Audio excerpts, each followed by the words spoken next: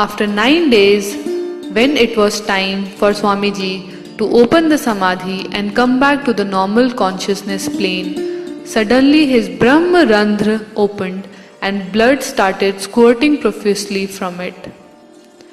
The Brahma Randhra, which is also known as the 10th exit in the yogic text, is present in the crown of head, is supposed to be the doorway for the absorption into the Supreme Spirit for the awakened soul at the time of their final departure.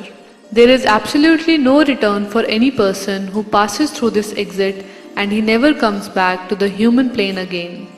There is no example in the rich history of Hindu saints, mystics and yogis who have come back after departing from this exit.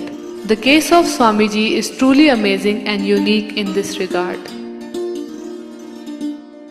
9 दिवस पूर्ण होने पर स्वामी जी द्वारा जब ये समाधि खोलकर साधारण मनुष्य चेतना तल पर उतरने का समय आया, तब एकाएक ब्रह्मरंध्र खुल गया और उसमें से रक्त की धारा तीव्रता से बहना शुरू हो गई।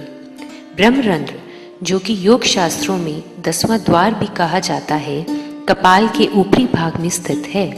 वे आत्माएं जिन्होंने सगुण या निर्गुण ब्रह्म का अपने जीवन काल में साक्षात्कार कर लिया है, केवल वे ही अपने अंतिम प्रस्थान काल में इस दशम द्वार का भेदन करके सर्वव्यापक परमात्मा में सदा सदा के लिए लीन हो जाती हैं और फिर कभी वापस नहीं लौटती।